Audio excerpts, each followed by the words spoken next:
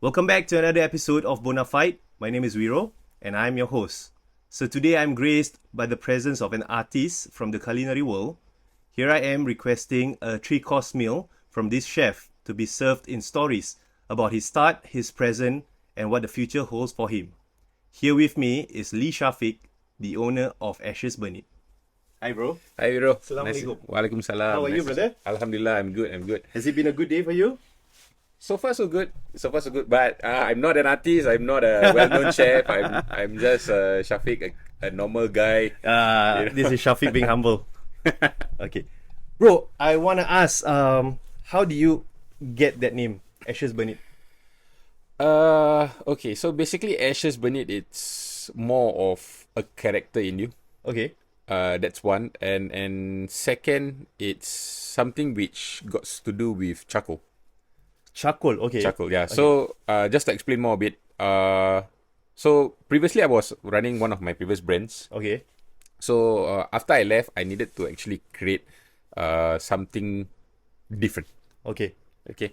So, when we want to create something different, right? So I had to think of something. So back then, one thing we had in terms of individual character was to actually never give up, Okay. right? So never give up.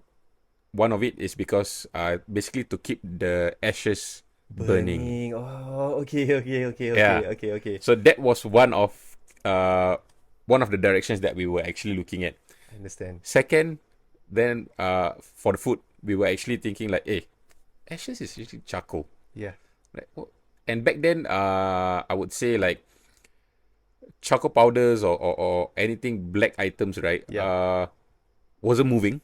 Okay. It wasn't too trendy, but it was upcoming, I would say. People are Okay. starting to use. Understand. So we thought, hey, why not make our burgers black? The signature lah. A signature. Okay, So okay. macam it's instead of regular burgers, Yeah. why not make something with charcoal? So you okay, can set up okay. and at the same time when I think back then social media was also uprising. Yeah. So we had to create something which looks visually good. Correct. Something aesthetic, right? Yeah. Because that was the game. Correct. Bro, yeah. Understand. So that's how the whole story of AshesBurnnit started. Right. I've always wondered. AshesBurnnit. I was trying to figure out why. Is it And you know, if you talk about AshesBurnnit, right, it's like in the first place, if people say AshesBurnnit, people don't even know that it does food. yeah, No, true. Logically, True. you know. Yeah. So,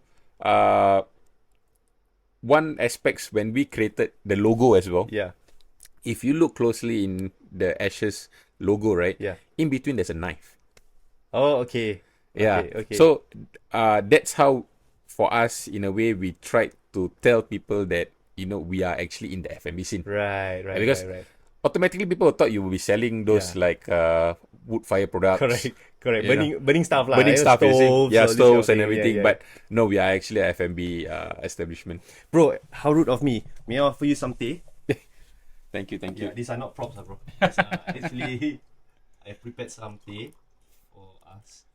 Made by you? No, bro. Unfortunately not. Thank you. Yeah, I bought it from some mama, bro. Yeah. Won't be so shocked if we Yep. talk without any drinks. Okay, bro, I just want to drag you a bit, pull you to the start of Syafiq, right? The start of, at the start, were you always into food? And I'm talking like kids, bro, like when you were kids. Okay, let's talk about, back when I was in primary school. Yeah. When we grew up, like, I wanted to be actually a football player. Oh, okay. That was my dream lah. Okay. Yeah, join football as a CCA. Yeah. I even joined sepak takraw as well. And I was so into ball games lah. Okay. Right back then. So at that point, at a young age, food or chefs or anything got to do with kitchen life is not in the dictionary. Oh. Yeah, Okay. it's all about sports. Oh, Yeah. okay. So There was no artsy part to you lah. No. You were just a sports guy. sports guy. Okay. So because back then I was actually from, I would say, a normal technical stream lah. Okay. Yeah, even in I think in primary school back then it was EM1, EM2, EM3, right? Yeah. So I was actually in EM3. Okay. Yeah, so the lowest tier of academic levels. Yeah. So the only thing I had was sports. Yeah, so being at a young age, we mix around with those, I would say, rascals. Yeah. Right? We are part of the rascals as well. So the only thing we knew was to actually kick The balls. naughty boys lah, right? Yeah, the 24/7 kick balls. Yeah, yeah, That's it. yeah, Like yeah. in school, football, Yeah. after training, that's it. Go back, bathe, go down, play on the void deck. One more time. Second Yes, round. one more time with all your void deck friends. Yeah, yeah. Because we void deck friends comes from the whole area, which is some of them are not in the same school. Yeah, correct. It's a hood, Yeah, it's a hood. right? You see? It's a hood boy. Yeah, right? so yeah. there's a lot of things which I love about the old school was we used to kick balls under the void deck. Yeah. Kick those beans. Yeah. Then play block catching. Correct. Yeah, those. So I grew up in that kind of environment. That kind of era. Yeah. Oh, okay. So there was it was just purely sports for you. Yes, purely sports. So, and then eventually, walk me through what institutions did you actually like get into or go through to develop all these culinary skills and experience that you had. Okay. Because judging from you, as this sporty guy, I mean, I'm certain that there was Not so sporty now. It's the age, bro. It's the age. So there was a start to your culinary journey, and I say this. It doesn't start straight away with you having the company business, right? It starts which nobody sees it. So how did it start, and what kind of like schools did you go through? Okay, so a lot of people actually doesn't know this, but when I graduated from primary school, right, my PSLE score was only 98. Was that able to get you in the secondary? So 98, right, is actually I only can be accepted in 3 to 4 schools out of hundreds of schools Oh, really? in Singapore. Okay. Yeah, so back then I wouldn't say I developed slowly lah in a way. From what my parents told me back then that I developed slowly in a way whereby I'm only good practically, hands-on. Okay. But if you talk about theory, I'm very bad at it. Do you realize this after the PSLE? I realized this actually when I was in secondary school. Okay. Yeah. Okay. Primary school is all about fun, Okay. but back then when I got 98, right, my parents were so happy because they were like, oh, at least he gets to go to secondary school instead of They staying were back. happy. Yeah. As in they were relieved lah. They were relieved in a way. Oh, Yeah, okay. because their objective for me, right, apart from my younger siblings, was to for myself, as long as I upgrade and I don't stay back a year or Correct. two, right, Don't waste this time. that is actually their main intention, as long I go up. Oh, okay. Yeah, so it was Alhamdulillah, I get to go to a secondary school, Mm. normal technical stream. So same thing, still sports and everything. But during that period, right, when we grow up, we want to get something. Back then we used to play with Beyblades, Tamiya, Yeah. all those stuff, right? Tamagotchi, Digimon, all yeah, this. all those stuff. When you want to get something, you gotta ask parents for money, right? Correct. So my parents always give me those in $5. Okay. Back in primary school was only 50 cents, $1 lah. Yeah, when you yeah. go to secondary school, it was $5. Correct. So I had to save that $5. So sometimes I don't eat, Okay. but it's not enough. Okay. So I go and work part time. Oh, okay. Yes. So usually the only available part time like for students, all this is always in the FMB scene. Yeah, true. You know? They somehow just employ a lot of us, bro. Correct. Yeah. Then I went to actually work with my aunt, who actually owns a canteen in Tuas. Tuas. Yes. Oh, okay. So this Tuas canteen, right, is actually at my mom's workplace. You knew that? Yeah, I knew that. Oh, you knew that. So because I asked my mom like, do you know that where can I get a job or help Yeah. someone, or then my aunt needs help. Yeah. So that was the first taste that I got about cooking. Oh. Yeah, that is where I actually learned to fry an egg. Oh. Yeah, sunny okay. side up. Okay. Yeah, that was the first time I cooked a sunny side up. I cooked a fried rice. Okay. That was the learning ground for me lah. That's really a long start to a journey, bro, to us. Yeah. One slap right in the corner of Singapore. Yeah. Because MRT all were not Wasn't as it? Yeah. developed. So I started my day during school holidays, right? I started my day at 4 a.m. in the morning. So I follow my aunt to the market. Even to the market. Yes. Oh, not Because just the cooking. Okay. the reason why I follow my aunt to the market, right, is because of transportation. Oh, okay. Bopian lah. Yeah. Okay, So I follow okay. if I don't follow my aunt, Yeah. you You have know, to make your own way. I have to make my own way. Yeah, So yeah, the yeah. only thing I can do was wake up early, Yeah. you know, follow my aunt, go to the market, but at the same time learn something, Oh, okay, okay. you know, because back then I don't even know like how F&B owners run business or even Mm-mm. a small canteen, Yeah. you know. So to know when we grew up, to look back, wow, I seen like wow, these hawkers or people actually start 4 a.m. in the morning just to produce the food Mm-mm. and to sell those products Yeah. at 10 o'clock in the morning. 6 hours later lah. Yeah. So can you imagine the hours that they put in Correct. back then? So that was how we actually my journey of Your entry lah into entry cuisines into lah. cuisine world. Uh, Yeah. Then subsequently, once you know you move forward, yeah. when I went to ITE, the when I was in secondary 4, what made me go into culinary school, right, was this. This experience that you had. Yes. Oh, okay, okay. Yeah, because I wanted to know more, and back then, you know, being a soccer player failed. You know, because always go for selections, Yeah. go for the second, third round. After that, you know, didn't get Yeah, selected. yeah. So, I had to choose something else. Okay. Yeah, I had to choose something okay, else, okay. and the only option that I had was something which I'm practically good at. Okay. Yeah, because like what I mentioned, I wasn't fundamentally theory based. Yeah, I'm yeah, practical based. understand. So throughout my whole school career, right, the only part-time job I had was in the kitchen. the kitchen. Okay. Yeah. Oh, so that stint with your aunt was the entry point. Yes. Okay. Then in IT, because sometimes when we at the age, I wanna be a cook, I wanna be this one. Then actually you realize it's not really the thing that you like, right? Yep. But thankfully for you, you continued, and then so you enjoyed like the whole time that the education phase. Yeah, I actually, to be honest, I totally enjoyed my school phase. Yeah. You know, when I went to IT, I learned more about cuisines, and back then, when we talk about Western cuisines, right? Yeah. And my age lah, you know, when we were like 16, 17, Yeah.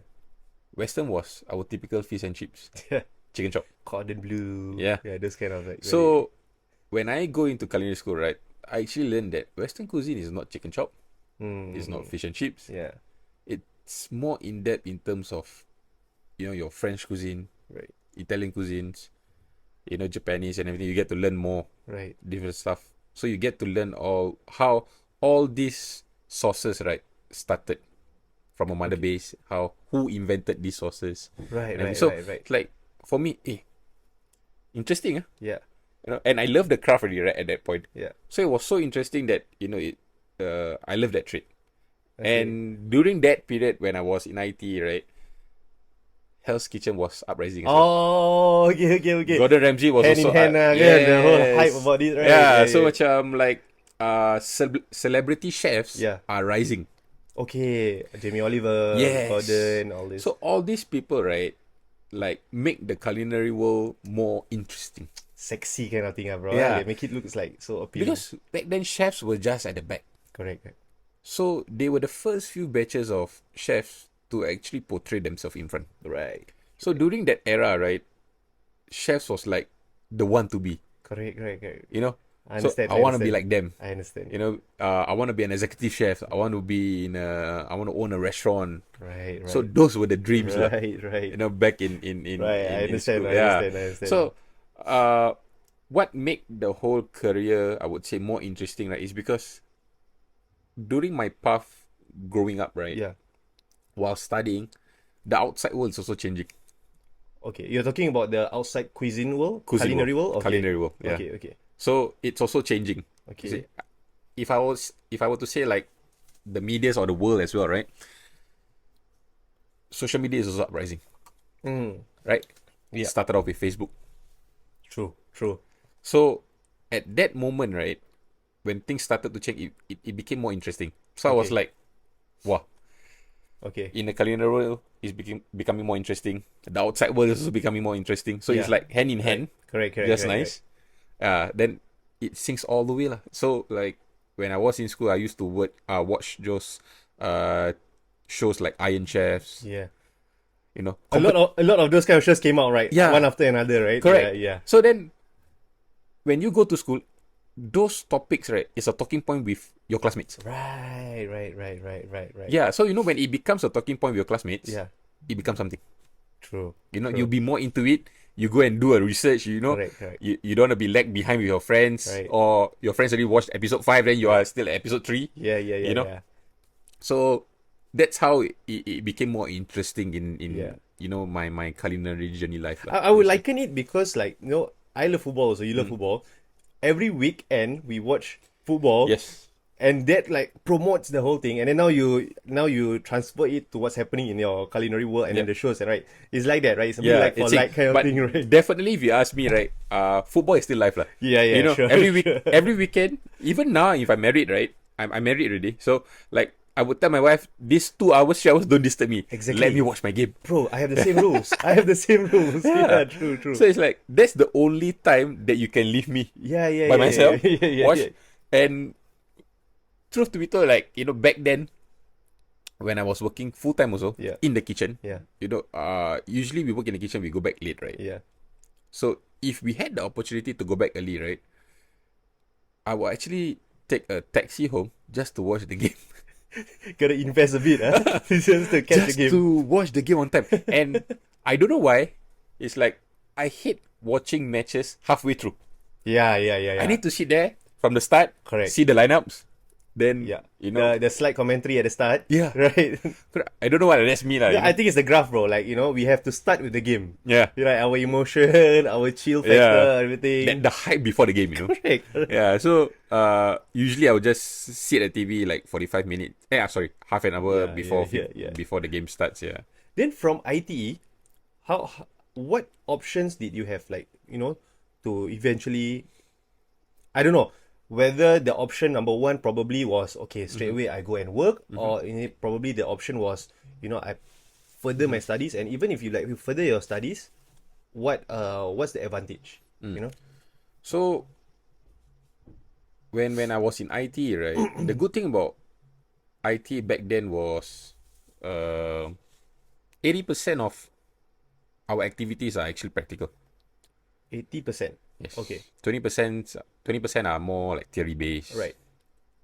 So one of the reason why I went to IT was, as mentioned, I was good hands-on. I learned faster through hands-on. Right. So IT, has that platform for me to actually develop my skills. Okay. Yeah. So during IT, right, we will usually have a 6-month internship. Oh, okay. So during this 6 months internship, right, we actually built with the industry people outside. Okay. So the school already have contacts. School, okay. So they will send out a few proposals, like, which hotels that you want to join, or which restaurants that you want to join. So we will actually go out and experience ourselves. Oh, okay. So from there, right, personally, I built contacts from there. Right. Yeah, get to know people, Correct. understand the chefs, build the chefs. Back then, the kitchen is exactly like what you see in Gordon Ramsay's TV. Oh, Exactly the same, okay. It's hard, sometimes things are flying here and there. Right. Yeah. Nowadays, it's not really. Oh, is it? It tones down a lot. Oh, really? It tones down a lot. Okay. We got to adapt to the new generations. And I believe the age group will be like slightly plus minus your age group right Yeah. now, who are helming all these kitchens, right? Yeah. Oh, okay, So, okay. the good thing about us is we are the millennials. We get to actually feel the old sides. ways Yeah. and the new ways of Yeah. the generations, how it runs. Yeah. You see? So, had an internship during school period. Then at the same time, when they have events like Formula One, Okay. Barclays Golf. Ooh. So we will actually go out because they will ask for the schools for part-timers. Oh. Yeah, okay, so we will okay, just okay. go out and work for 2 to 3 days. Oh, okay, Yeah. okay, So okay, that's how okay, we okay. actually get to roam around different hotels, different restaurants. Right. Yeah. Then your classmates might be going to other restaurants, right? Okay. So you will tend to ask them, hey, how's your restaurant? Share notes a bit lah. Yes. So Okay. that's how we actually built the whole community, right? Okay. Then we will go to different places. Okay. Yeah. So after that, do you continue like in a way like from ITE, then a diploma or degree Okay. in culinary So also? I took my NITEC back in Clementi. So those were the days like we had the 6 months internship. Then subsequently, I actually same thing. Coincidentally, IT decide to actually come up with a technical diploma program in culinary skills. Oh, okay. Yeah, Okay. just nice. So graduated, then went for this course called basically a technical diploma program by the Institute of Paul Bocuse. All bukus. Yes. Okay. So when those people who actually studied French cuisine, right, they know that Paul Bocuse is actually the godfather of French cuisine. Okay. Yes, Paul Bukus is a chef. he's a chef. Okay. Yeah. So he's the inventor of a lot of stuff, lah. Okay. Yeah. Okay. He actually, in a way, I would say modernized things. Oh, Yeah. okay. So they had this technical program. Then I decided to join.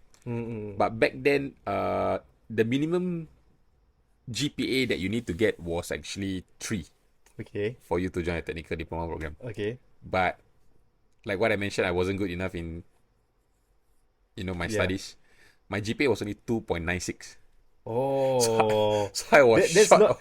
not good enough, bro. That's just a bit unlucky. Yeah, so I wasn't like wasn't enough. So I went for the interview. Apparently I didn't got it. Oh, okay. Okay. Then I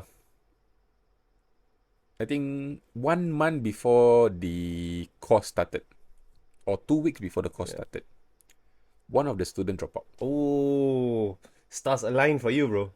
So one of the student dropped out due to NS. He couldn't defer, Okay. so he had to go into NS, and that was one available lot. Okay. The lecturer called me back again. You still interested, or have you gotten to another school? Yeah. I say no. I've not worked full time as well. Say yeah, I'm interested too. So that's how I actually went to Right. technical diploma program. Oh, okay. Yeah. Okay, So okay, like okay. I don't know whether I would say like I'm lucky, Yeah. but sometimes some life lessons that I would like to actually tell the audience, in a way whereby to never give up. That's how the word AshesBurnnit is. Yeah. Because there will always be obstacle, right? But you Correct. never know, one day things might just Correct. I understand. up. Because I think there's certain nuggets in your life, right, that make you believe in certain motto, certain principles. Yep. And yourself will be, Yeah. you don't give up Correct. because of what has happened to you before, In right? life, yeah. Because since the younger days, to be honest, there's always full of rejections. Okay. From not being selected for, let's say, the under 11s or the under 12 nationals. Okay. Even for your school team. Okay. We actually start at a young age being rejected. Right. Because if you don't, let's say example, like you join a certain CCA, you are not selected, Yeah. that's considered a reject. Right. Yeah. Right. Correct. So during that phase, all the way up, during my school days, there's a lot of rejections. Yeah. But the only thing I learned was to actually move on. Mm. Do better. Instead of like going to your shell lah. Yeah. Yeah. Do better. Because what's good in me in a way is because I know that I was practically good hands-on. So the only thing I was missing was to do more. Yeah. Meaning to train or practice more on that certain craft. Yeah. Yeah. Like So a platform for you to do that also, yeah, lah, right? Yeah. correct. Yeah. Back then we don't have that platform. you see. Correct. So when I got rejected, then after that they called me back. Yeah. I thought, okay, this is my second opportunity. Okay. I had to actually go in and prove the lecturers that they didn't make a wrong decision. Right. Oh, Yeah. you had that burning fire. in you, That drive lah, Yeah, because yeah. then when we joined these courses, right, of course it's also a survival case in a way, because when you grew up being at the age of 18 years old, 19 years old, uh, you always get influenced by money. Yeah. Yeah, I understand. Yeah. Yeah. You see, when you get influenced by money, you will tend to drop out of school, Yeah. go and work full time. Right. You know, so at that point we had questions like, even some of my classmates, uh, they would rather go out and work than come back to school. You know, so like during that period, right? My cohort we only had 20, so it's very hard to join this technical diploma program because every year they okay. only take 20 students. Ooh, that's quite few, bro. Yes, 20 Yeah. students out of the whole ITE Oh, wow. who wants to join the course. Yeah, yeah, yeah, yeah, yeah. Yeah. Yeah. So out of these 20, right? Back then I think 3 of us drop out. Oh, In my cohort, 3 drop out. okay. So, that period, right? I felt that one of the driving factor as well is proving the lecturers wrong, right? Right. So for me, it's like I was the last to go in. Yeah, yeah, yeah, yeah, yeah, yeah. You see, but when you have all these dropout, like okay, I gotta move on. Yeah. You know? Correct. Yeah. It's like you are the last one, and then you see people dropping. Hmm. You need to tell yourself like, I'm not gonna be the next lah. You know, Yeah. like you push you Correct. more And and more. the good thing is I'm learning from the best. Yeah. The reason why I'm saying I'm learning from the best, right, is because in these 20 students, right, they were the best of the best from, you know, the whole ITE or even from poly. Some of them they actually joined in to get this diploma program. Right. So when I was the last, I took the opportunity to learn from my classmates. Oh, okay.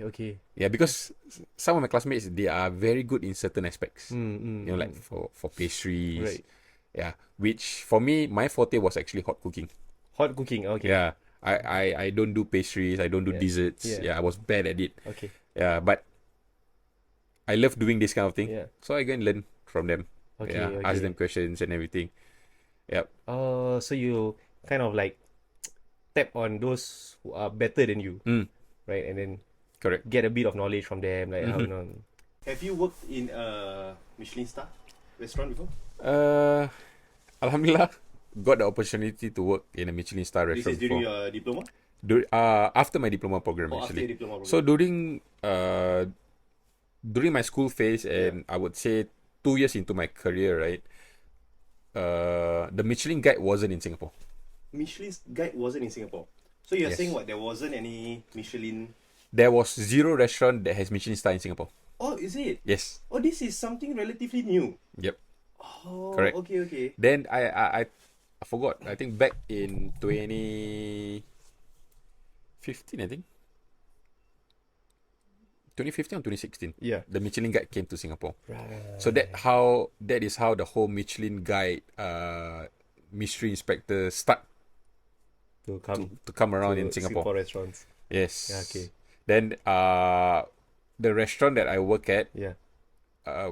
during the first year of the Michelin Guide introduction, right, we got a 1 Michelin star.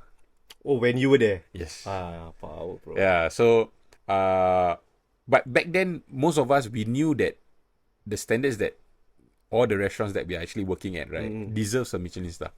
Oh, okay. Yeah, even for my ex-classmates, you know, we knew that certain aspects or certain restaurants deserve that star, but it's just that Michelin Guide wasn't in Singapore back then. Okay. Yeah, But wait, how do you all know? Have you all been to like an overseas Michelin star kind of thing? Or... Yes. Oh, okay. Correct. So we had a 2 weeks program in France when we you- were schooling. Done it before? Yes. A Michelin star restaurant in So- overseas? Yes. Okay. Yeah. So most of my classmates also, some of them they actually did their internship during the technical diploma phase, right? Yeah. Overseas. Okay. And Yeah. usually when you internship, it'll be a Michelin star kind of like... We would want to go to a Michelin car Okay. because you don't get that in Singapore. at that point of time, lah, At that right? point of They time. were saying, okay, Correct. Because there's no okay. Michelin star restaurant in Singapore. So the only star restaurants that you can get is actually out of Singapore. Okay. So okay. so when you go out, right, in a way, back then for us, right, if we go out, we had that caliber when we come back. You know that moment, you know, like wings a bit. the wings open, you know, like, hey, I work here already, you know. Okay. Yeah, where you work, you know. So those were the stories back then, in a way. But work for a restaurant in Singapore. Back then, I was working in a Japanese Italian restaurant. So it's a fusion restaurant. The one in Singapore. The one in Singapore. Okay. So it's a fusion restaurant. Okay. Then Japanese Italian. Japanese Italian. Ooh. Yeah. Okay. So back then it was something new as well. Yeah. So I came into the restaurant when the restaurant was only like 2 months old. Oh. So it's considered still the opening team. Oh, you're like a pioneer lah, there, Yeah. right? Oh, okay. So when we got that Michelin star, it was, I would say, an achievement, which okay. Personally being a cook back then, right, was something because in order to get that, us as a cook, Correct. you know, It's like a team effort lah, right? Yes. And you're part of the team. correct. Okay. So after working for 2.5 years, Oh, quite long. yeah, 2.5 years. Okay. correct. So my journey before I actually started my own business was after NS, I actually worked at least 2.5 years outside before I actually started my business. Oh, okay. Yeah. Bro, so you said that you work in a restaurant in what, France, is it? I didn't work in France. Okay. But we had the opportunity to actually go to the French school. Oh, okay. Yeah. Okay. So from there, then they brought us to a few of restaurants there. Right. And you had like classmates who were all over this kind of thing. What was it like, bro? Working in a Michelin star kind of restaurant. Was it really? Is it really something like you see in shows? Is the similarity Back then, there? right, when we were growing up as a young chef, these are all, I would say, portfolios. Okay? Because when you work in these kind of establishments, right, and you go and apply for another restaurant for a higher position, right, they will look into that. Okay. Yeah, because for us being in the kitchen, right, back then, they don't look at qualifications. Okay. They look at where you actually work. Mm. Who trained you? Okay. Yes. So when you work in a more established organizations or a Michelin star organization, it's a proven, I would say, restaurant. Okay. So when you go there, they expect a certain skill set when you come over to their restaurant. Right. Yeah. So that is what I meant about portfolio. When you go and work at this kind of establishment or high-end restaurants, or the top 50 restaurants in the world. Singapore has a lot of top 50 restaurants in the world. Oh, okay. Yeah. So when you go and work in all these establishments, right, it creates your own portfolio. Oh, okay. Yeah. So when people ask you, hey, where have you worked? Oh, you might, because for us, right, that's where we actually build contacts. Right. So when we work here for 2 years, we already build contacts. We move over. You network there, You network here, network. So the industry in Singapore is very small. Right. So everybody will know. So how you eventually like job hop to get like a better job is based on once you already get the entry point. Yep. Using your education. Yep. After that, it's just all about your reputation, your CV lah. Yes, it's all about Right. CV. It's nothing like you're from this institution and all. No, It's no. about this guy train you, this Yeah. guy train you. So back then it's all about your CV. Yeah, that's how we grew and generate the skill set that we have right now. Okay. Yeah, and I was so into my last restaurant that I worked as a full timer was the Italian Japanese. It was because I get to actually work with a Japanese chef. I've never worked with a Japanese chef. Even when you were schooling days. Yes. Okay. So during my whole career, right, from school to full time, even for part times, right, Yeah. I've only worked with European chefs. Oh, okay. Yeah. That was the European first and Asian chef lah. Oh, an Asian chef. Yeah. Okay. Asian chef, basically local chefs. Okay. Yeah. But I've never worked with a Japanese chef before. So that was the first experience that I worked with a Japanese chef who can speak Italian as well. Oh, Because wow, he cool. grew his trade, right, Yeah. in Italy Okay. before he came to Singapore and started his restaurant here. Very interesting background, huh? Yeah. So a lot of chefs, right, they come from all over the world, but the basic trait that they will have, right, usually comes from Europe. Okay. They will go to the motherland of the cuisine itself, Correct. study the trade, go back to their own country or a foreign country to start a business. But I mean, these let's say Italians or French, or what they are okay for non-natives to learn their. As long as you speak their language. Oh, okay. So when you go into their kitchen, right, no English. Okay. It's their language. Okay. So you gotta adapt. Ooh. So for most of us, right, back then as a chef, we learn as we go. So what you see in the kitchen, right, we learn the kitchen lingo. So even if sometimes they speak their language, right, you would understand because that's the kitchen lingo that we speak. Correct. Yeah, but It's from like, there, I understand. But the first thing that we always learn, right, is always the bad words. Of course. Because I think that gets repeated the most. Yes. Right? Yeah. So the bad words from that language we will be into you first before others. You know. Yeah. So but that's how we actually learn other languages. Okay. That's how they keep their the authenticity of their cuisine, right? Correct. Right. So with all this that we discussed how you managed to get your CV, how did you embark towards AshesBurnnit? So I started my entrepreneurship, or I would say hawkerpreneurship, back at the age of 24. Ooh, okay. Very, very young age. Very young age. So had a few obstacles that need to be faced because before I even started, I had to convince my parents. Oh, okay. Yeah, because of course, definitely your parents will have concerns in a way whereby you already have a full-time job. Yeah. Why would you want to leave your full-time job to start Yes. something which is, it's not proven yet? Right. And It's the total opposite lah. Correct. Of whatever position you are in currently, right? yeah, Yeah. totally different. Because I would say back then, entrepreneurship, you had to convince a lot of people before you start. True. Compared to now. Not True. anybody can be entrepreneur. Correct. Because Like, everything is ready for them. yeah. Yeah. You want to be something, you want to be a blogger, you want to be an influencer, you want to Readily be, available, a lot of resources. up to you. Go. I You don't understand. even have to work full time Yeah. because, I mean, maybe the parents will question a bit, but they know it might be turning up into something else. Correct. You see, but back then, Yeah. we had a lot of convincing to do. True. Yeah. So basically, whatever savings that I had back then, through my career, invested everything. Ooh. Wow. Yeah. So Okay. when I started at the age of 24, I started with a few of my partners. Yeah. So we started one brand for 2 years before I actually left the previous brand to start AshesBurnnit. Oh.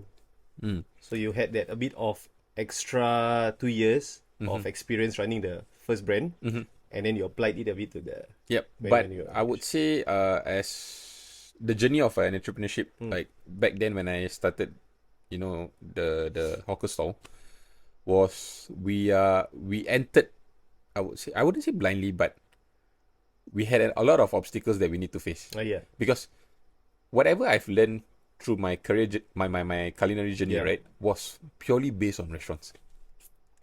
It's a different ball game. Are you saying that? Yes. Oh, It was okay. purely restaurants, purely, I wouldn't say cafe level also. It's a lot of fine dining. Okay. So when suddenly you started a hawker business, right? Yeah. Well, it's a totally different ball game, man. How do you, so you had to quickly adapt Yeah, because to the shift. the first thing that we need to do was to get equipment into the kitchen. Okay. But most of the equipments that we want to use cannot fit into the kitchen. Because those are like fine dining kind of like things that you a have, lot right? of the main kitchen equipments, right? Yeah. That can, I would say back then, to automate things, right? Yeah. Are too big. So what hawkers has back then, right, was a lot of manual items. True. Yeah. Because of the limited space also, lah, Correct. right? Yeah. We only had that 10 meters square, like 5 by 5 meters. yeah. Yeah, even not huge only. 3 3 by 3. 3 I by think, 3 I only. remember Yeah. that. That's it. Yeah. So you can you imagine that during that small store, right, we had to fit everything inside. From there, plan a menu.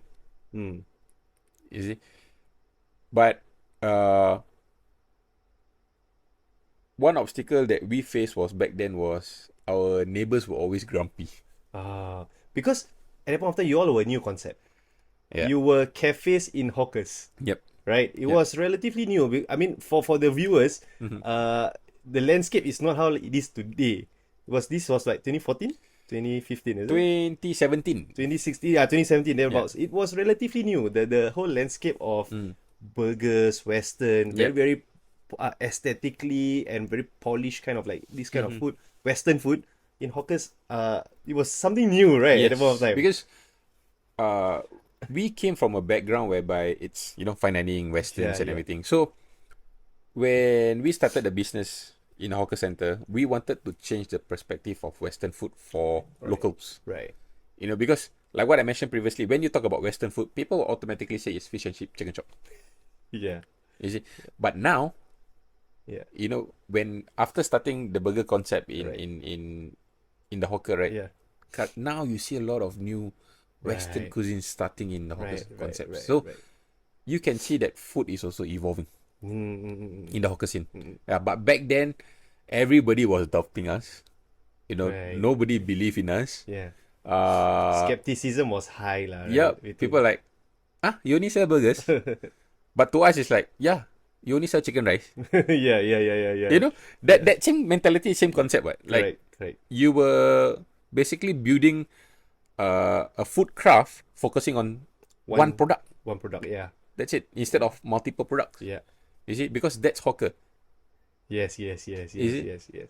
So we learn when after coming over to the hawker scene, right? We did like 5 months or 6 months of R&D worth Oh, before we start. as in you were already, meaning your lease already started and all, and then you all did the R&D there. No.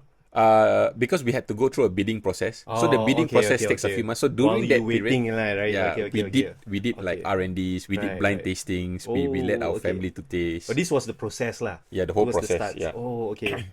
Oh, that's very interesting. Okay, so far, right, I've been talking a lot to Chef Syafiq. Now I want to know more. Like I want to pick the brain of businessman Syafiq. Okay. Right. So, a lot of your food, and I mean a lot of your shops and even your food, right? There is an identity to it. AshesBurnnit, Yep. right? You use a lot of very dark theme. You use a lot of like your buns are black and all. So, right, what I can say from a consumer point of view, right off the bat, you distinguish yourself. Right? It was something unique at that point of time. Like, what was the strategy when you wanted to start? Because I believe at that point of time, you all were one of the first few cafe. I call it like a cafe in a hawker kind of like food, you know? Yeah. So, what was the strategy? Was that part of the strategy? And what was in that strategy to make sure that the identity was there? So firstly, one main identity that we were focusing was the social media aspect. Okay. So back then when As you said just now, the media Yeah. is evolving, right? correct, Yeah. when the media was evolving, right, we knew that the next marketing tool was the social media. Okay. So we need to actually create something, I would say, because back then, throughout the journey, right, Yeah. we knew that, alhamdulillah, our product is good enough. Okay. So the only thing that we need to do next, right, is make it look good. Okay. All right. So when social media was uprising, food bloggers was also uprising. Oh, yeah. Yeah. Seth Louis, all these kind of names, right? Yeah. So when you get these food bloggers coming up as well, Yeah. they will do contents for free. Right. At that point of time. At that point in time. So yeah. At that point of time, I would say same thing as well. Like, Yeah. I felt like I was lucky enough. You know, things was hand in hand again. Yeah. But at the same time, to the viewers out there, when things are going hand in hand, take the opportunity. True. Yeah, don't let the opportunity go. Yeah. So, when I took that opportunity, right, to tag along with this kind of social media to make it look more appealing from the outside, because at the end of the day, back then, it was all pictures. We didn't have videos first. Okay.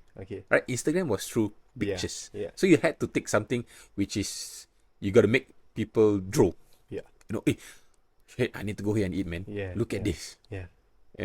And we are also lucky enough because we were setting a trend in the hawker.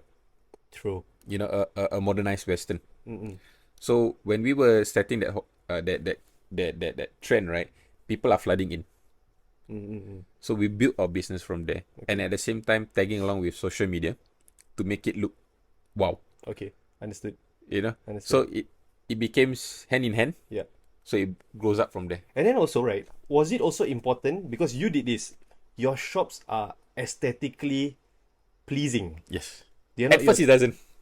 Yeah, At first it was, it wasn't, you know? Yeah, it was like a normal Kind of stall, right? And then yeah. like, I mean, it's like you can understand that it's a hawker stall, Yeah. but it's a bit more maybe modern, Modern. more young, more Yep. hip, more vibrant. But lately, I see right the way you design your shops, even though they are at a food court or either at a hawker, they are. It's like you try to change the whole perception that Yep. oh, I'm at a hawker. Yes. You know, is that also part of the experience that you wish to sell to Yeah, customers? you know, for our side here in AshesBurnnit, we try to, of course, at the end of the day, we want to portray people that it's still a street food, Okay. but we want it to make you feel that, you know, it's modern. You know, sorry, like what I mentioned, back then, people wouldn't do fusion food. Okay. It's all traditional, right? True. I talk about food itself. Don't talk about aesthetic wise Yeah. itself. Yeah. So it's when we grow throughout the years, right? A lot of us here in Singapore, we travel out. We get inspiration outside. We bring back. We try to replicate what is there outside. All right. Correct. But Yeah. replicating things that is already here. Mm. So we try to innovate and maybe invent, let's say, example like satay. Okay. Traditionally, eating satay is all on the plate, dip the sauce. Now they got satay goreng. Correct. If you know? reimagine it, Yeah, in a different form. correct. So Yeah, it's like food is evolving. At the same time, the hawker scene is also evolving. Yeah. So we wanted to actually make it look cool. Mm. So what we have here in AshesBurnnit, right, is actually we want to make hawker cool. Okay. Yeah, that's the reason why, you know, we started off wearing aprons, like denim aprons, Yeah. black shirts, and we try to stand out from others is because from afar when you walk into hawkers, right, you will see a lot of shops. True. Okay. Right. That's So a when good you strategy. Yeah, when yeah, you yeah. see a lot of shops, right, Right. what makes you stand out? Yeah. Because the way hawkers are done, even when they are constructing it, Yeah, it's everything looks the same. it's rows of Yeah. stalls, right? Correct. The only different, right, is the logo upstairs. Correct. You know, the logo on top is different. Okay. Understood. So understood. what we wanted to do, right, is when you Pull. stand here From far. from far, Pull. I pull you in. Okay. With the bit of your neon lights here and Yes, there. correct. The So- whole black theme. Correct. Okay. So it's like okay. for us is like black is always a pulling factor. Because from far people is wait, black. Yeah. You know? Yeah. And the neon light at that point, right? From one end of the hawker, right, to the other end, I can see the neon light already, Yeah. you know. So at that point we wanted to do a pulling factor for people because we knew that people wouldn't try products. Back then people are a bit skeptical and they will hold back a bit to try new products. Especially hawker, bro. Yes. Because hawker, people who go hawkers, right, they are already a fans of shops. Yeah. Like I'm a fan of this nasi ayam. Correct. I'm a fan of this char kway teow. Yeah. You know, sometimes like for me to come to hawker and then like try something new, Yeah. there's a bit of like Yes. hesitance, you know. Correct. Yeah, That's why yeah, the understand. main thing is how can I make you try first? Oh, okay. You see? Like so the only way to do is make it look nice first. Pull you in, you know. Just try one time. Hooked, and then you'll be back lah. Yeah. That's the way, you know. No, because because I've actually I like to look at businesses and think about their strategy and all. It's such a simple strategy, but I didn't think, oh, that's the strategy, which is from far because hawkers are big, Yep. you know, and sometimes you can get overwhelmed of like, you know, Yeah. even like let's say mama shops, they can be like 4 mama shops or 3 mama Yes. shops, right? You'll be like thinking, but now I think about it when you say it, yeah, it's a hook, it's a pull, right from the off the bat, right? It's like that whole aesthetics, it's a pull. Yes. Because you can distinguish from everybody already Yep. straight away, right? Correct. Oh, So it's okay. like the first thing that we want people to do, right, is to try. You know, that's the only way. Because Right. being in a hawker, right, it's like touting a lot of people. No? Come. But I mean, in Singapore context, you can't do that. Yeah. So the only way that you can do that yeah, is by what? correct. Being in your stall. So the game of touting also changed lah. In a way. Right. Yeah, we try to indirectly say, you know, Yeah. try to pull you in. Yeah. Because for us, we believe in our product. So we need you to try only. So the thing is, once you try Yeah. and you know the quality, Yeah. you'll come back. Yeah. You see? So that's how we actually did try to actually modernize the frontage of the shop, change it, make it cool. Yeah. You know, but we have a few projects coming up this year. Yeah. Yeah, so I can't reveal yet. I can't wait to see though. I can't wait to see. No, because I think how you have developed your brand over the years, even when you start, you were at the same pace with how these Gen Zs and millennials are also evolving, you know. And then now also how you develop your shops aesthetically on this also, right? It's in sync. So whatever your next project, I'm sure it's going to be exciting, and you know I can't wait to see, because it'll be just another way to pick the brain of, you know, a businessman like yourself, right? Because I think now your role is beyond just food, bro. Yes. It's like business development, strategy, Actually, you know, how to pull yourself Yeah, up. I would say that's how I would say the experience that I've been through, right, made me what I am today, you know, because from a school graduate to a cook, a chef, now a business owner. Yeah. So when we were a cook and, you know, being a chef on the ground cooking, we think differently. But when you run a business, you know, but when you run a business practically hands-on, you yourself, you know, doing it, Yeah. you actually learn a lot. Yeah, I understand. You see, because you know the struggle, then you will think of a solution so that in the near future, when you hire your staff, Yeah. Correct. they know how to They automate. already solved the problem, Yes. and then you know you already impart the necessary skills for them, right? So to be honest, I would say like my staff that came in as well, right? They were the one that, you know, also made me who I am today, because they helped me solve problems also. You see, and why I wanted to create a company, right, was to actually have a family oriented Team. team. Because back then, you know, we were, I would say, the Hell's Kitchen days, right? Sometimes it doesn't feel like a team, Okay. you know. The bosses that I used to work with, right, doesn't appreciate the work that we do on the ground. No, 14, 16 hours a day. Okay. So one of the reasons why I wanted to start a business as well was I don't want to create the same environment. So you want to change the culture? Yes. Okay. So just nice, hand in hand again, the cultural of work outside changed. What do you mean? Because with the new generations coming in, right, work culture changed in a way whereby now bosses are no longer demanding. They don't, you know, they'll be, hey, bro, let's go, man. Yeah. Are you okay today? Work hand in hand kind of thing. Work hand in hand, you know. Yeah. They are no longer like, hey, go and do this. Yeah. Finish your job by 6 o'clock. I want to Yeah, sit it on the table. That's it. You know, They now have it's to put themselves in a position that I also can learn from you. yes. You know, like that, right? Correct. Yeah, So now it's different.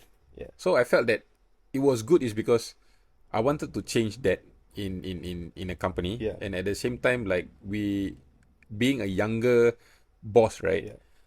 We can do that. Yeah, Because we yeah. have time. Correct. You Is have it- time, and then also you've seen already what you don't want, and then you're presented with the opportunity of, oh, these are the characters of my future employees, you know, the Gen Zs and all, right? Yeah. So you saw the opportunity lah, right? Yeah. And I learned a lot also as well because I have staff who are actually older than me as well. Oh, okay. Yeah. So to get some I would say feedbacks from them or sometimes life lessons from them as well. Yeah. It helps you create the SOP in your company. Oh, okay. Because also you're a young company. Yeah. Your SOPs are not all done. Correct. Over time. From scratch. Correct. Everything's from scratch. So Correct, from the ground to stepping out of the kitchen to being more of the development of the company Correct. and everything. You see how the thing we step back. A lot of business fail is because owners don't want to step back. Oh, okay. Okay. They don't want to hands off. Okay. Yeah. Micromanage. And everything. But the current era, I wouldn't say micromanage is wrong, you know. But the current era, let them run. You know, see how they grow or bloom from there. Okay. Then you maybe You step in when you you're step needed. in when you're needed. Okay. Yeah, because I felt like the current generations of people running, right, they want to have the freedom of running. Okay. But with a bit of rules and regulations inside lah. Yeah. You know, but they want to have the freedom to shine. Okay.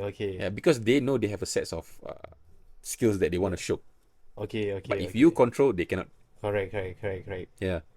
So it's like actually sometimes within your team, you may have some gems, right? But if you control too much, Yeah. then they just become yes men, Yeah. right? Correct. But But you have to find a middle ground lah, to be yeah, honest. Because That's sometimes if let's say, you give them too much of a freedom, they might step over your head. yeah. You know. Because at the start also you don't know the exact character of the person, right? Yes. Correct. Sometimes it can be those who want to take advantage, Yep.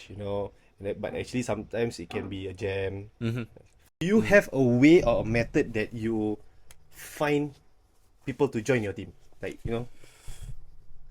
I would say, firstly, it grew lah, basically. So from a start was actually brand awareness. brand awareness. Okay. Yeah.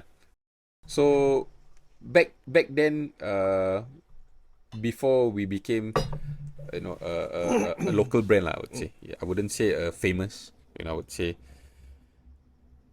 at least 5 to 10% people know our brand. Then people start to apply for a job. How do you actually get, or is it like it's a hit and miss, or is there a way where you get good people? It's, I would say, hit and miss is one, and along the way when you start to get good people into the, to be honest, when you hire the first person, you don't even know that this person will be good or bad. Sure. Okay. So the only way we could do is to make sure that they follow what you have said. Okay. So if they can follow what you have said, and at the same time they actually grow within themselves, then this lady or man has a potential. Okay. But it took us a few years to actually, with people in and out, to finally have, I would say, 80% or 90% of my full-time staff are still in the company. Because in F&B, right, turnovers is very high. Yeah. I'm aware of that. So that's why Yeah. I'm so interested. happy that, in my company, we have, 90%, I would say, of my full-timers are still here. They have been with me for 5 years, 4 years, 3 years. For industry level, that's actually very long. Yes. Right. Industry level, never mind. Hawker level. Hawker level. For them to believe in the project, Yeah. and to stay in this, and to stay in the hawker scene, right? Yeah. Is I gotta salute them. Fantastic, and that's where we grew together. So when the business grow, I grow together with them. Okay. So we start to implement incentives. We start to implement extra bonuses apart from your regular basic salary. Okay. Yeah. Okay. Then we start to make sure that they become a leader as well. So, leader in a way whereby they will control the shops. Oh, okay. Yeah. Give them some autonomy here and there. Yep. Okay. So they know that they have a career path in terms of growing themselves. And at the same time, when we give them this opportunity, right, we want them to actually be their own boss. Be their own boss in a way whereby You control that. you control that certain outlets. Okay. Yeah. Oh, okay. Then we will give you a certain target. Make sure you hit that target. Okay. Yeah. Okay. So with these targets, you get incentives. So back then, when I first started all this business, right, we only had basic salary, 30-month bonus. That's it. Okay. Very simple structure. Simple structure. Okay. We didn't knew that we could actually start incentives, with the guys until same thing. I go and meet other businesses, see how they actually run, how they grew the team, and how I would say different industry keep their stuff. Not from the F&B, but from the other industries. Because apart from F&B, right, other industries actually works on incentive basis or commission basis. Okay. Understood. So I was thinking, why not replicate that back into the F&B If it's scene? possible. Yeah, if it's possible, Why not, right? replicate back into the F&B scene. So we started these incentive schemes, but it's a lot of through trial and errors basis. In a way, we started like if you have a full attendance, you get extra. Employee of the month, employee of the year. NS lah, right? Yeah. So full attendance, you get a plug or you get a watch, you know, this kind So of it's thing. something which you reward the staff, and they knew that you appreciate their work. Correct. And we realized that nowadays it's not about certificates. You know, back then when you get all this, right, they will just give you a certificate, and maybe a $50 voucher. Yeah. That kind. Right. Nowadays it's not about certificates or trophies or anything. Right. Accolades, no. Opportunity to grow lah. Opportunity to grow financially. Okay. Yeah. So they know that, you know, I don't work. This is my ceiling lah. Right. Correct. There is actually a path for me here. Yes. Because I think if they also see that the path is a dead end, they'll be also questioning like, why am I here, right? But definitely for us, you know, for AshesBurnnit, it's tough because we will be always fighting with the big boys. Who are the big boys? Yeah, corporate worlds lah. I would just Oh, say. okay. Bigger companies like hotels. Okay. In the F&B industry, because they have the financial power or financial freedom to actually give Okay. if they feel like it lah. You know, for us, because we grew from a small organization from one outlet to multiple outlets in Singapore. So we don't have that financial freedom yet. Okay. Yeah, because for how I did my business was it's through the revenue streams and the profit that we get, then we roll it and invest in other outlets. Okay. Yeah, the way that I do things is not through, you know, like, okay, bro, would you like to invest in my company? Take a lump sum, do something. Open one new one. Yep. Okay. So it depends on individual how they actually want to actually run the company. But for my side, we try to actually do the organic way lah. Organic, yeah. You know, Yeah, I understand. to see how it grows from there. But of course, definitely in the near future, we are open to, you know, doing the franchise The system, possibilities the lah, possibilities of obvious. opening up to franchise, investments and everything. How do you determine a location? Do you like camp at a place like macam COVID I was the see. deciding factor that we learn something new. which is So back then, during COVID, we only had 2 outlets. Or I would say one outlet first. When we had to deliver to door, right? We knew where our main bulk of customers were. oh okay So indirectly, right? We actually studied and we did a market survey through this delivery system. right Yeah, then from there, right? Because of COVID, we knew that Heartland were missing a lot of good food. okay Because all the good foods were always in town yeah before COVID. before COVID yeah It's always central. Everybody was so intrigued to open one in the central. Kampung Glam lah Kampung Glam, all this, Beach Road, you know, Yeah. all in the middle. yeah You know, we talk about, you know, Telok Air area, all this. true Everybody was there. yeah But very little we'll talk about Heartland. Opening one in the Heartland. So when COVID happened, I think most businesses will also know that it was the Heartland that it was missing a lot of good food, and it's hard for people to get. okay So when we did these door-to-door deliveries, right, we knew where our main customers were. kan the map is out plot, Plot, you plot, can plot. see already the pattern already Correct. Okay. But sometimes also I would say like the opportunities didn't come now, but it come later. You know, like example, like recently we just launched our Tampines outlet. You know, we have been wanting to go to Tampines for a year now, okay but we didn't have a good lot. okay You see, we had a lot of offers. I mean, out in the market, there will always be a lot of vacant lots. But, Right. you know, when you go and see and look at the location, you yourself being an owner, you will have that feel. okay Yeah, so when you go down, you feel good, right? The Yeah. feel good factor. Yeah. Okay, let's go. We start here. okay So before we actually choose certain outlets, right, we will always definitely look at the area first. yeah You know, area, the maps. But for AshesBurnnit, when we started to multiply the second and third outlet, we knew that, okay, our target is to go to every state in Singapore. okay What I mean by states in Estate. Singapore, it's in a way like Woodlands, okay Yishun, okay you know, those are the Bedok, states, yes. all those one each Correct. lah. Okay. Compared to like let's say we talk about Malaysia, it's more to like, you know, Johor, Johor, Kelantan, you know, Selangor, Selangor, all this. yeah, This is yeah. their state. Yeah, But yeah, in Singapore, our state is, you know, Woodlands. We got a Bedok. feeling a bit, that's all, bro. Feeling a bit lah, you know. Yeah. Yeah. So at least we that map for the whole AshesBurnnit, right? We want to be in every location Okay, okay. in the heartlands. Yeah. Oh, okay, okay. Well, that's a very interesting. It's quite interesting how, like, in the midst of, at that point of time, probably you think like, wow, how did COVID happen? And then it Yeah. presented an opportunity for you, to grow bigger in 2 years time, 3 years time, Yeah. kind of thing. We also had our fall during COVID as well. Yeah. Because we actually just launched our Raffles Place outlet At that point of time. at that point in time. Oh, So we didn't knew COVID would happen, right? yeah. So 2 weeks into our launch, COVID strike, lockdown. Sign already. Sign already. Damn. Oh my So that was our first failure.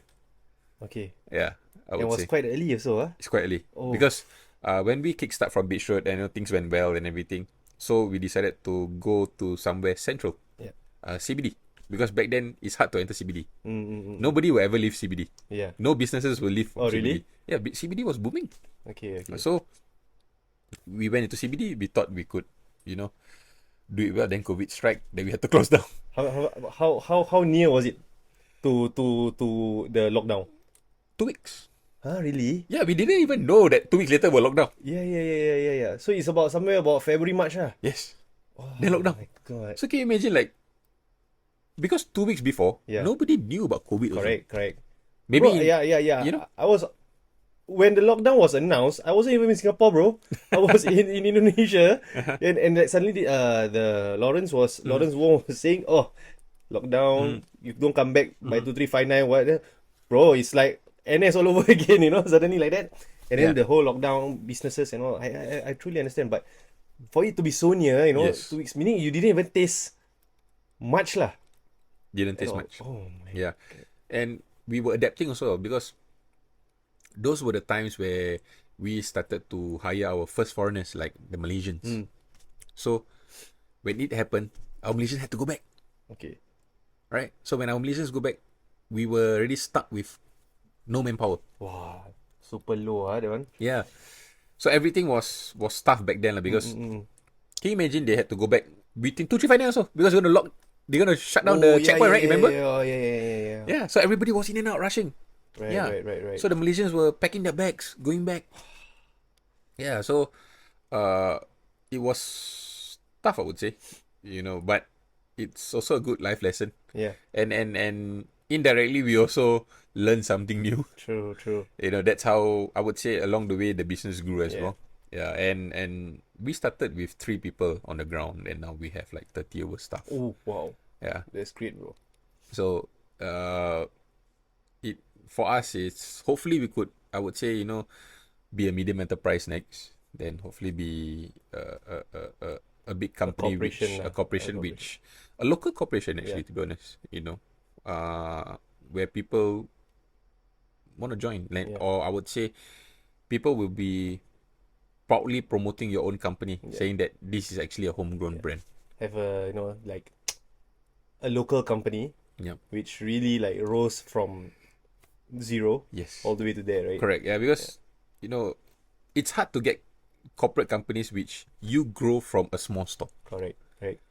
Yeah, most of it are from our grandparents' Yes, time, bro, right? correct. Most of this, right? They And- established all the way until now. And the funny thing, right, is, when you talk about hawkers, right, they always have those first gen, second gen. yeah. Then now you have the third gen coming in to run the hawker centers, Yeah. right? I'm the first gen, So Yeah. it's like I feel so old, though. Of your story, of this whole my- brand, of this whole brand, right? I'm the you're first gen, Yeah. Like, so when you think back, right, when you started all these things, we had sleepless nights, no offs, breakups. The funny story is, personally, back then, I was supposed to get married as well. Okay. Then after that, broke off. Okay. 2 months before the marriage. While you were building this Yes. at the start. Yes. So there's a lot of I would say life lessons as well.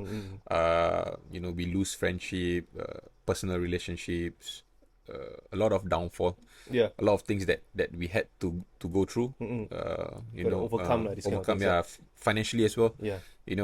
Before we even had our own vehicles and everything, I had to take MRT in the morning, like any other people usually do. yeah. But carrying flasks. Oh, wow. Carrying all the goods, the dry goods in the morning, bringing it to the stall. Yeah. So I didn't have vehicle, so we had to take public transport to the market. buy stuff, then go to the store. Oh my And back then Yeah. we didn't even had contacts with suppliers. Okay. We were new. You have to go to market or this Yeah. supermarket. And if I were to take suppliers from the restaurants, Yeah. they have a minimum. MOQ lah, MOQ right? that I need to order. You cannot hit that yet. Yes, at that I point of cannot time. order that because I don't know how well I will sell in the store. Yeah. And some stuff are perishable. Correct. And then how, Yes. you know, NTUC lah, market, So, you know. yeah, those are all the things that, the first thing that we do is to get things from the market and everything. We didn't have any salary, for 6 months to build the business. Yep. I look through your IG and I know I see quite a number of awards that that as a testament to blood, sweat and tears that you had. Amongst them is like you got a World Gourmet Award and then some recognition from Britaria and all this. Firstly, I want to congratulate you. I Thank you. think you deserve all this after whatever you just poured out, right? This whole thing that you just named. So what I want to ask you, right, with all these awards, the recognition that you're receiving, so you go to all these events and then how important was this? You repeated this word a lot since just now, which is networking. How important was it? Like, I assume when during your school days, you said it quite a lot, or you go here, you network. Context. Indirectly, right? Right? And then eventually when you go to all these awards, right, here are not just culinary people. Yes. Ministers or head of editorials or whatever, right? How important is it for you to expand your network as a businessman that you are now? I would say, it's very important because when you step back and start, your guy starts to run and you be a business owner, right? You need to promote your brand. The medias or the people up there, right? Yeah. Won't know who you are until you go and speak to them. Okay. You see, what I learned throughout this journey, right, was to actually be, I would say, a bit thick-skinned. Sometimes you gotta be thick-skinned. Sometimes you can't be shy. So even if you feel like your questions are stupid, right, just maintain a proper face. Act as if like you know things, but actually you don't know things. Okay. Yeah, that's what I feel, right, that why networking is very important is because you portray your brand. You are the face of your brand. You see, if you don't go and connect with other people, right, that's, I would say, not, your business won't grow. Okay. And I would take this as a positive note is because this is also part of marketing. Okay. Indirect okay. marketing. Because you are carrying the brand, Yes. right? You are carrying the brand. You are meeting with all these people because they will have a set of followers or they will have a set of people which, in the near future might help you in your business as well. True. Maybe not now. You never know. But yeah, you never know. Yeah, So if you don't go out and build contacts, right, then your group or your circle of people, right, will only be like this. And so you will always be like this, small-minded, small visions. Right. But when you go out and interact with people, right, for me is you get to learn something new every single day. Right. Yeah. That's what I felt, and that's how I actually grew. Because by being, of course, thick skin is one, but be humble.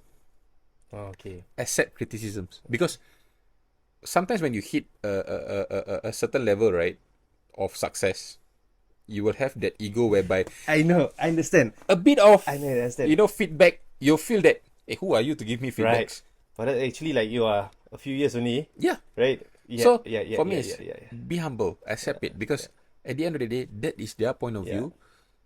Then you, as a business owner, try to actually, you got to convince them that what you are doing is right. Yeah. It might not be now, Yeah. but maybe through the work that you do, it will convince them. Yeah. But before that, before they even realize or know you, connections, Right. interactions. You got to start a topic, Correct. right? You wouldn't know me, bro, if I don't go out and Yeah. talk We to all, connect and all. connect and Yeah. everything. Yeah. I don't know your story. You don't Yeah. know my story. Right now, after this conversation, I know your story, why you start all these podcasts and everything. You see, Yeah. that's the reason why we support each other. True.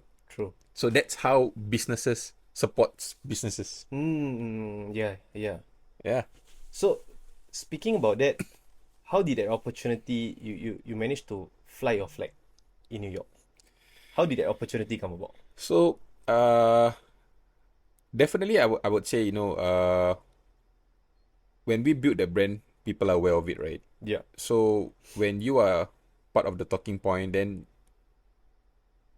I would say Sito came in to actually pitch us the idea of actually opening in New York. Okay. So we were very thankful for him to actually give us the opportunity to actually build a brand there as well. No, sadly, we had to close after 1 year. Uh, it was a lot of life, journey. I would say life learning journey that we had there. Opportunities that we had there. I wouldn't even imagine since the first day when I started this business, I would actually open one in New York. Yeah. Or let alone step outside of Singapore. Yeah. It's not even JB, yeah? Yeah, not JB, This one NYC. New York, halfway around the world, 18 hours flight. Okay. Like never imagined that we could actually plant a flag there. We had a very good, I would say, 6 months when we started. We thought the business would boom. We were actually looking for a second outlet already, but things took a turn. Yeah. But it's part and parcel of business, right? But one thing I learned about there, it's how to actually start a business overseas. Oh, I think that's despite you closing, those kind of things you cannot get until you fail, Yes. Right. And that is one of the positive note that I would take into me is because I learned to start a business overseas. Yeah. You know? Especially in US. Yes. And we gain new contacts. Yeah, true. Right? True. We build new contacts. Right. You get to know Again. people. Yes. Yeah, the networking, right? Networking. Yeah, the opportunity for networking. And when we plant a flag there, right, then the national media starts to be aware of you. Yeah. Even though it failed, it's okay, it failed. Yeah, but it's fine. It's part and parcel of business, right? Yeah. Why I'm trying to say this and why I proudly say this, we failed, and I'm not shy to say we failed, is because our generations, the current generations or the new generations that's uprising, they are afraid to fail. We are so afraid to fail. And we are so shy, or I wouldn't say shy lah, in a way. We're always taken aback by failures. We look down on failures. For me is, you fail, it's okay. Let's learn from there what you fail. Let's say example, like, you failed in one business. I would ask you, what actually happened? Why fail? I learned something new from you. Then, in a way, when I run my business, I don't repeat that mistakes. Yeah. So it's actually a good learning lessons to actually learn from these people. Yeah. Sometimes I think a lot of failure stories are quite underrated. Yes. People only want to see the Success stories. the gold medal only, bro. Yeah. Yeah, but then the test, the saw, the aches. Correct. That's the problem with our medias. I'm so sorry, I gotta say. Yeah. When our local medias, right, when we close businesses, wow, Yeah. top news. Yeah. Top news. Then definitely you will see a lot of unnecessary comments lah. But for me, advice to people out there: ignore the comments, ignore the negative comments because they are not in your shoes. You tried. For me, at the end of the day, right, at least you tried. Then live with no regrets. Yeah, true. Yeah. True. Because if you don't try, I think it'll be worse. Yeah. It'll be safe, but it'll be worse lah, To be honest, when we went to New York, it was during COVID as well. It was still doing swab tests and everything. Oh, 2021. 2021, yes. Ooh, okay. It was still doing swab tests and everything. Okay. So the project started from there. Yeah. It was delayed a bit for the opening lah. If not by then, late 2021, we should have actually had the grand opening already. Okay. You see. So, for me, opportunities, if you don't take, like what I mentioned previously, you don't try, right? Yeah. You never know what it will turn into. Mm-hmm. So same thing. I had this opportunity to start a business. Yeah. We took it. So when we took it, we gained fame. So it's something positive. Right. You see?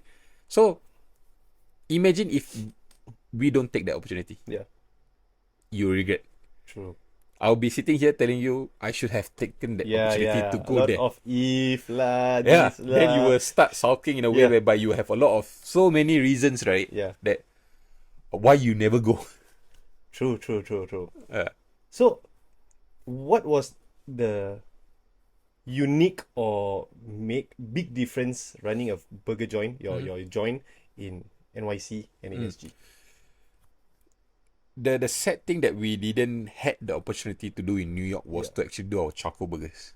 Oh, you didn't do that Yeah, we actually did regular buns. We serve potato buns there in because charcoal bun's not available, or no, so in New York they have these regulations where they had with charcoal powders. FDA they don't approve. okay. Yeah. So when they didn't approve that product, right, we couldn't use that product to actually create our charcoal powders. Oh, it's a regulation thing. It's a regulation thing. You So can't really go around this. and same thing. When we already signed, we did everything. We did there. When we go there, then suddenly we knew, right? Shit. You know. Oh my. Yeah, that was, I would say, the saddest part for us that we didn't get to actually serve our charcoal burgers. Yeah. The only thing that I would say that is different from what we do there is we actually introduced roti john. Ooh. Okay. Yeah. So we had two things, roti john and burgers. Do you call it roti john there? Yes. Okay. Yeah. And a lot of people ask what is roti john, how roti john started. So we actually put a story how roti john started there as well. Okay. So it was something which they love it. That's the reason why I say the first 6 months of the business was fantastic is because burgers is basically their comfort food. Yeah. Roti john is something like their Philly cheesesteak sandwich. Oh, okay. So it's also their comfort food, understand. but our version of Correct. bread or subs. Right. You know? Okay. Yeah. So satay roti john was flying there. Oh, is it? Yes. Okay. Satay roti john. That became your every hot seller. Yeah, that became our hot seller. Okay. Satay roti john because they love satay, they love peanut sauce, Yeah. and we convert that into a sandwich. They love peanut sauce.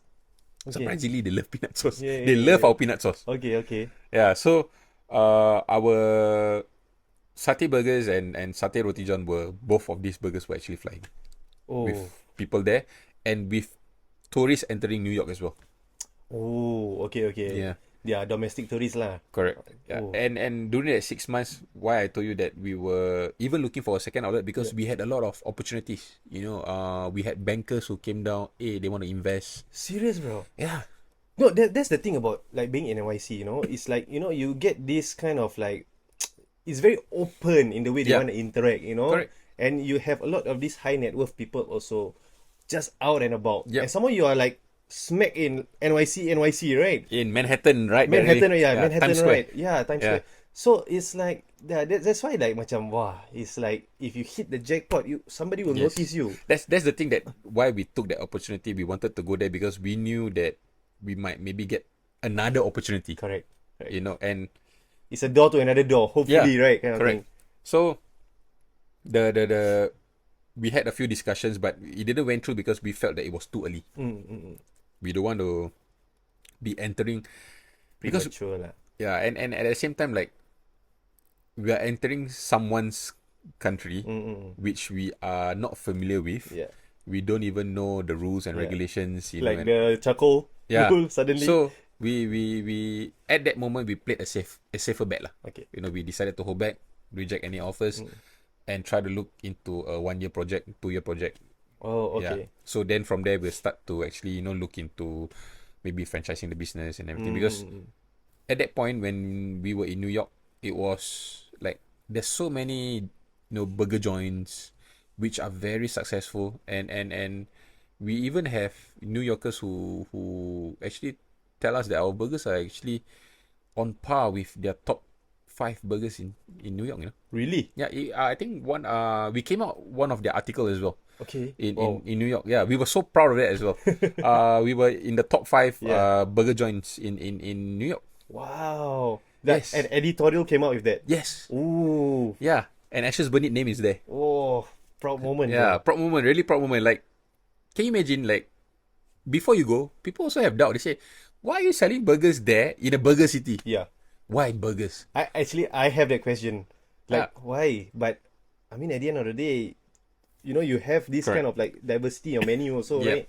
But at that point, we wanted to actually show what our local burger chain is.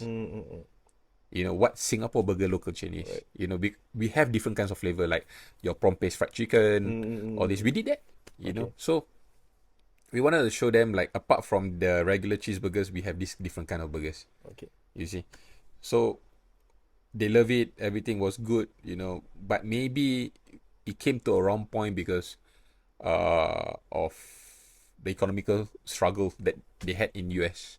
Okay. And then lesser people start to come into the food hall. Okay. I mean, the spending power decreases lah within their own. And one population. thing we learned about there, it's because the country is huge, so people don't stay inside; they stay the outskirts. Okay. So when they stay the outskirts, yeah, understand. they don't enter into town. Then business starts to drop. The town businesses start to drop. Yes. Yeah, I understand. And many businesses there. Definitely, the ones sustaining will be the old birds. True. Okay. Yeah. But of course, for us, comparing to the other neighbors that we have,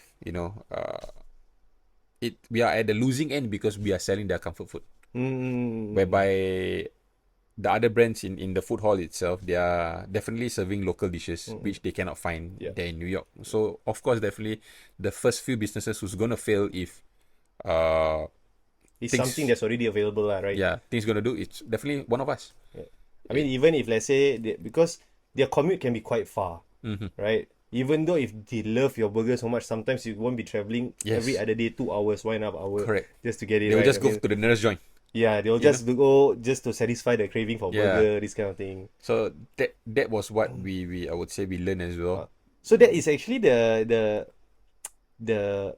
behavioral pattern of your consumers that you also have to understand when it's in US, right? If in Singapore, even if I love you and you are in Tuas, there is a chance maybe from Monday to Sunday, maybe one or 2 days, right? I will still go, Yeah, definitely. Because, it's just, I can take... half an hour drive. It's just half an hour drive, But for them, it's a different ballgame already. Yeah.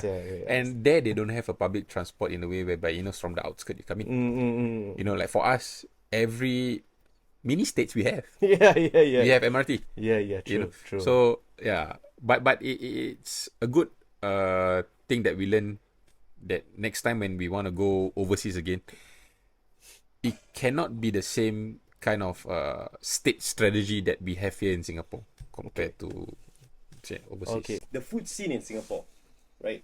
It's getting massively saturated, right? So as I've been going through with you, I've known how you started and then what's the present, plus minus what's in the present. So now, right, what will you be doing for AshesBurnnit, right? To, stay unique and then different from the rest. Like how you've been doing, and at the same time, continuously increase your following in Singapore. So what we're trying to do for this year, right, is to actually do a few collaborations that we're going to have with a few major companies, or local brands as well. Okay. Yeah, we try to work with local brands to actually promote, to make hawker cool again. So this is the tagline that we're gonna have for this year. It's to make hawker cool again. Okay. We have a few local brands that we have already tied. In the next coming months, we'll be launching a few things. Okay. How I would say to for us, it's to gain followers, to tap on this market is basically collaborations. Yeah. So let's say example, like I'm tapping with your followers, your followers might not know AshesBurnnit, but with tapping with you, finally your followers will know AshesBurnnit, they will try AshesBurnnit. Right. So from there, it's up to us to actually make sure that they are a return customer.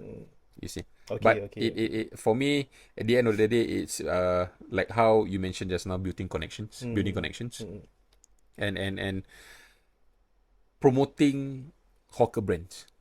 Because I feel that we being in a hawker, we are weak.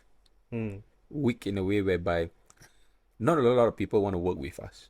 Okay.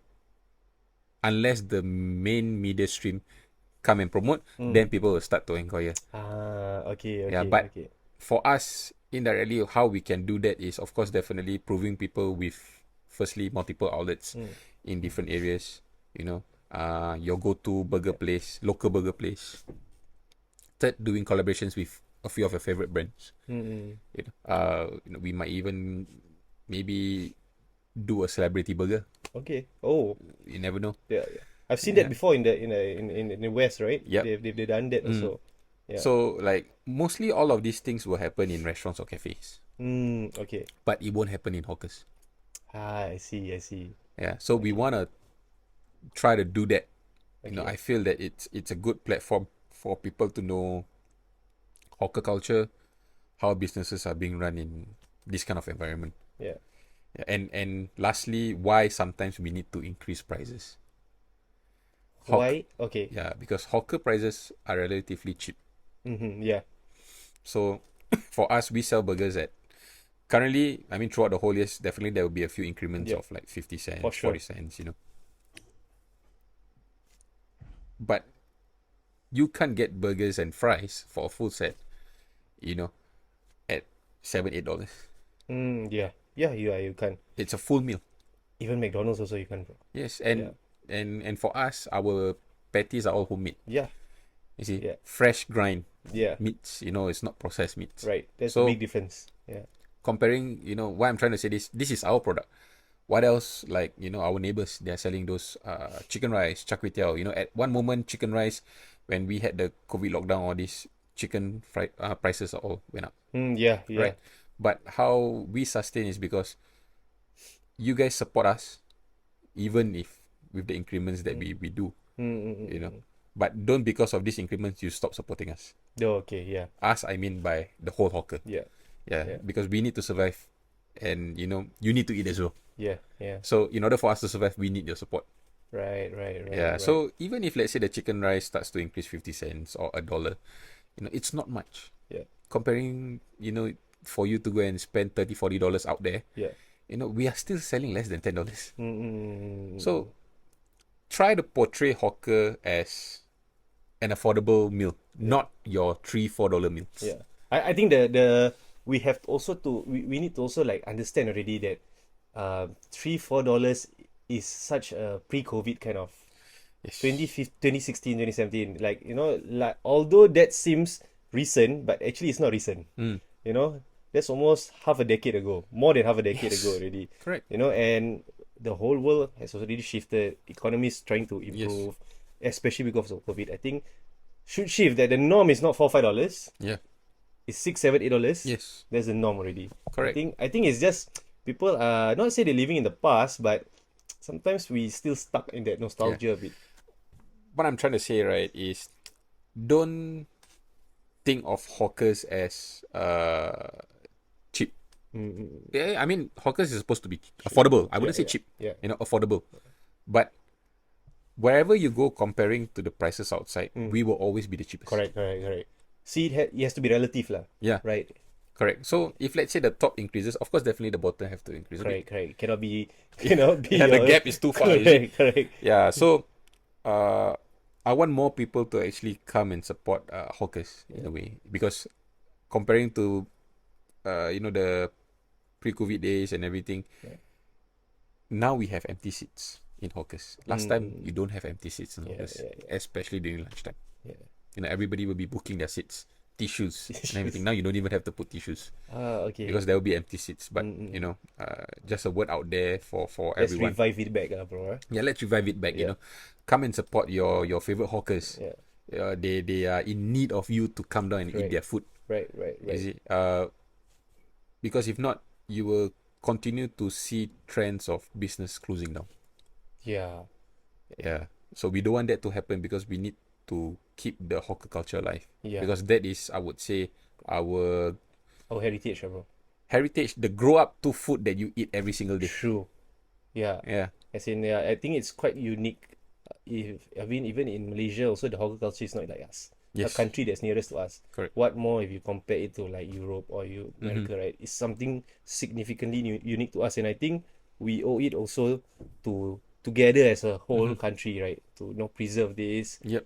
And then with the influx of people coming into Singapore to work or we need to introduce them also to the whole culture, to the whole hawker culture, Correct. Like the identity has to become strong again. That, we are a hawker country. Yeah. Before everything else, before the McDonald's, before the Starbucks, we are a hawker first. Yes. Right. So I think That's why now you have a lot of people selling gourmet coffees in hawkers also. Yeah.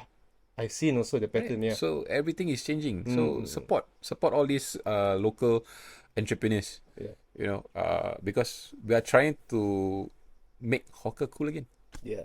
That's a great tagline. Yeah. Yeah. Hopefully, I think there'll be a turn in the behavior of Singaporeans as well. Fik, I think it's been a fantastic sharing session, and I think Thank you very much. you are a phenomenal entrepreneur, and I see a lot of humility also. I mean, we are about the same age, but the maturity, the way you do business, and also the humility that you showed to me, I am so glad that I get to know you more today, and I wish you nothing but the best. Thank And you you know, very much. just whatever it is, I will be waiting to see all the new stuff that will be happening. You know, which celebrity that if or whatever collaboration, celebrity or corporations or what you'll be making. I mean, I am a fan of you as a entrepreneur. I am a big fan of yours, and hopefully lah, bro. We whatever vision that you have, inshallah, Inshallah. we together we try to achieve it. Yeah, Thank you definitely. very much. Thank you very much. Assalamualaikum. Waalaikumsalam. Hey, thank you.